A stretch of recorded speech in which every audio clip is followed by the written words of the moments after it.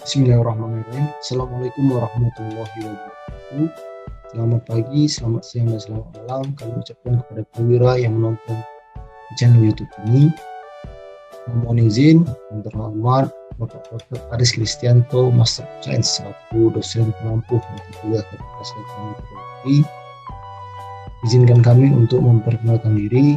Kami dari kelompok 1 yang beranggotakan saya sendiri Anggi Briwadu dan rekan saya Anggi Rita. Izin untuk menyampaikan materi tentang National Digital Forecasting System. Selanjutnya untuk apa yang akan saya sampaikan, yang pertama pendahuluan.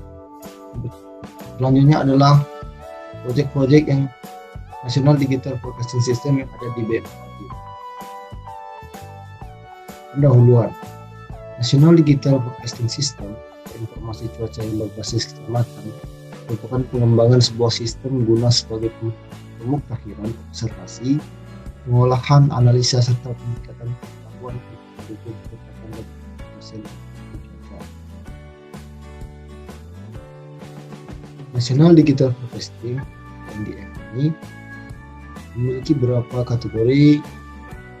Yang pertama di level kecamatan, selanjutnya merupakan impact based forecast, selanjutnya ada extended forecast atau maritime, dan terakhir adalah probabilistic forecast. Penerapan konsep digital forecast dan automatic production, yang pertama merupakan sistem produksi dan diseminasi otomatis, kedua seluruh produk dalam format digital, ketiga produk informasi terintegrasi secara nasional, keempat produksi dalam jumlah besar, kelima produk learning sesuai dengan standar atau WHO, dan terakhir input utama untuk produk turunan, sistem, resume, website, email, dan National Digital Forecasting System atau informasi cuaca berbasis kecamatan. Tahapan transformasi kecamatan pertama adalah persiapan, di mana penentuan titik dan koordinat digit di belakang koma untuk seluruh kecamatan tiap provinsi.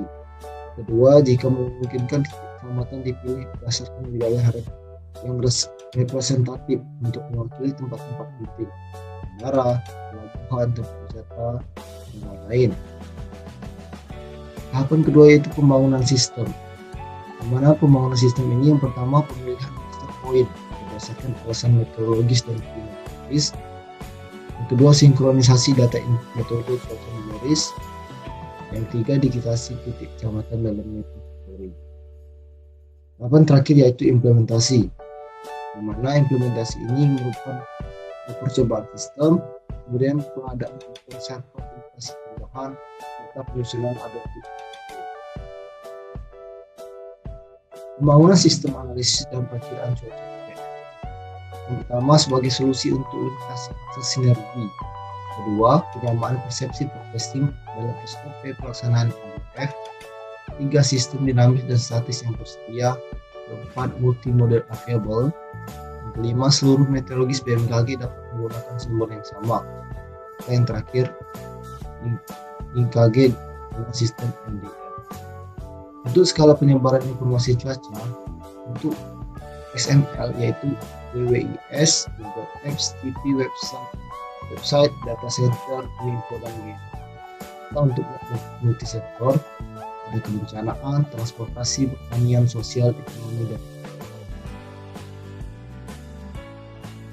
konsep basis kecamatan bisa dilihat dari gambar, yaitu pemilihan master point atau titik yang berwarna hijau menjadi hal yang paling krusial agar perwakilan meteorologis expertise cuaca sebagai keunggulan dapat. Selanjutnya, timeline NDF harian. Dapat kita lihat untuk timeline NDF harian sendiri dimulai dari pukul 7 yang merupakan analisis dinamika cuaca, atau untuk pukul 7.30 sampai pukul 9 itu adalah input media factory. Pukul 9 sampai pukul 9.30 national briefing. Kemudian 30 sampai jam 10 itu koreksi jika diperlukan. 10 sampai 10.30 validasi nasional. 10.30 sampai jam 11 adalah generasi. Kemudian untuk di waktu sore 16 sampai jam 18.00, update national evidence 16 sampai 20 update active factory resource, 20 sampai 20.30 update. Untuk timeline sendiri ini menggunakan waktu Indonesia bagian barat. Peluang peningkatan layanan melalui podcast. Penguatan elemen grafis, artikel simbol, maps, rendering, dan lain-lain. Kedua ada diseminasi digital podcast produk via web, media.bmkg.go.id. Kemudian diseminasi digital podcast produk melalui internet. Ada peluang pengembangan produk-produk baru. Kelima adalah peluang layanan produk spesifik, fishing activities, dan tourism, APC. National Digital Testing System di BMKG. Yang pertama ada OBSMed DCS. OBSMed adalah sistem pengumpulan data observasi umum yang menyajikan pengolahan jaringan stasiun lengkap yang mudah dan efisien. Contohnya, stasiun-stasiun ini bersumber dari satu masuk OBS unik dan masuk OBS yang berbeda. Untuk fungsi OBS sendiri, yang pertama pengumpulan data dari jaringan stasiun pengamatan penumpang. Yang kedua, sentralisasi data yang dikumpulkan di pusat OBS. Yang ketiga, fungsi pemantauan dan pengawasan untuk kegiatan penggunaan. Yang keempat, automatic and real-time quality control. Yang kelima, visualisasi data. Yang keenam, pengkodean BUFR. Yang terakhir adalah explore data otomatis. Untuk materi selanjutnya ini disampaikan oleh rekan saya Anggareta.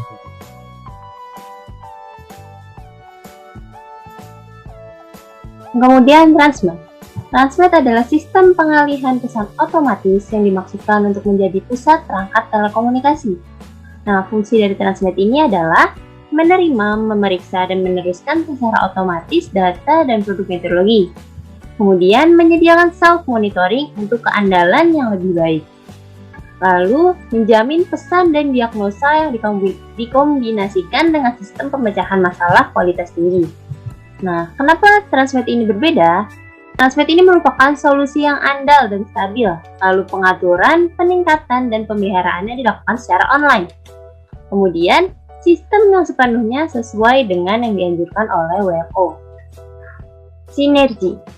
Nah, sinergi ini adalah alat pengambilan keputusan yang paling cocok untuk Badan Meteorologi dan Hidrologi untuk memahami situasi meteorologi yang kompleks dan menghasilkan perakiraan dan peringatan cuaca yang akurat pada waktu yang tepat.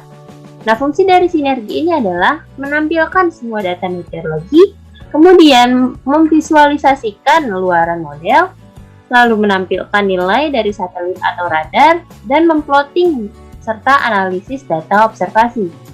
Nah, kenapa sinergi web ini berbeda?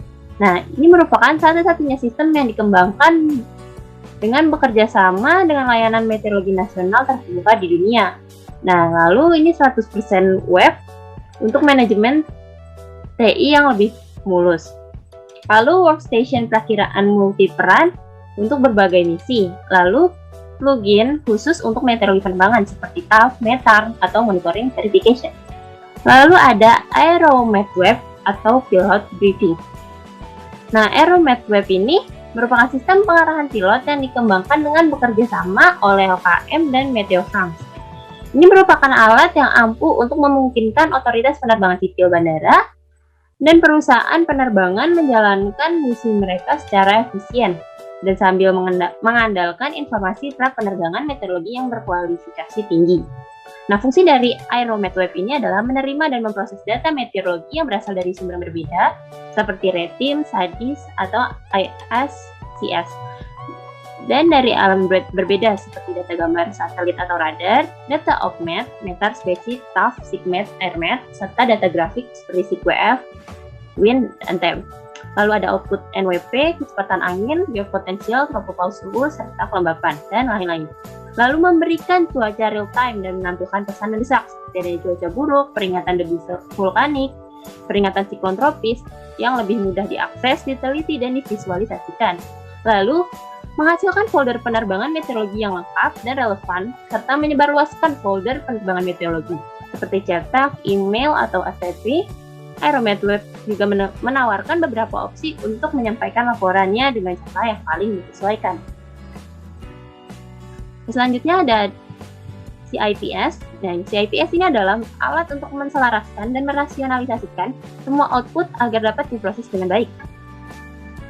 Nah, fungsi dari CIPS ini adalah mengintegrasikan dan mengarsipkan semua jenis data informasi meteorologi sesuai dengan kebijakan data spesifik yang ditentukan dengan kebutuhan standar. Lalu menawarkan akses mudah ke semua data, membuat penelitian dan pengambilan informasi meteorologi menjadi proses yang lebih sederhana. Lalu menyediakan kapasitas pemrosesan tinggi yang memungkinkan untuk menjalankan model verifikasi prediksi cuaca, numerik, dan tugas komputasi lainnya, mengotomatisasikan tugas operasional seperti dari kontrol data hingga pemrosesan data harian tertentu atau model prediksi cuaca numerik. CIPS memungkinkan untuk membuat dan menjadwalkan berbagai tugas meteorologi.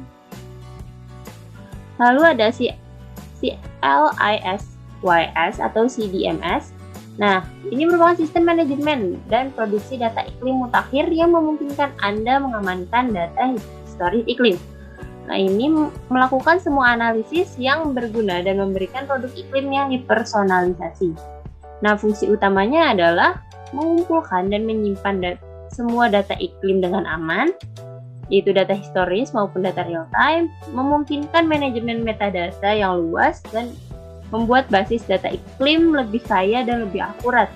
Lalu memastikan kontrol kualitas data yang efisien untuk memastikan seri data tepat dan relevan.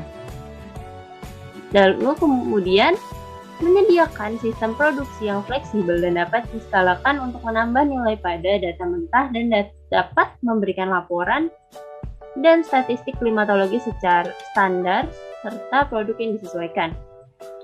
Seperti ada grafik, bagan, peta, dan lain sebagainya. Yang secara khusus diuraikan untuk memenuhi kebutuhan pengguna akhir tertentu. Kemudian Meteo Factory, PWS atau EWS. Nah, Meteo Factory ini merupakan sistem yang memungkinkan layanan cuaca nasional menempatkan pengguna akhir. Nah, mampu juga memberikan peringatan dan perakiraan yang disesuaikan pada saat yang tepat dan dalam bentuk yang tepat sesuai dengan jenis pengguna akhir yang ditargetkan. Nah, fungsi utamanya itu adalah memproses data cuaca mentah yang disediakan oleh sistem informasi lain. Nah, Meteo Factory ini kompatibel dengan sistem LKM lain seperti Sinergi, CLISYS atau ChipSleep dan memprosesnya dengan validasi opsional. Lalu merancang dan menghasilkan output meteorologi yang disesuaikan seperti peringatan cuaca atau produk cuaca berorientasi bisnis.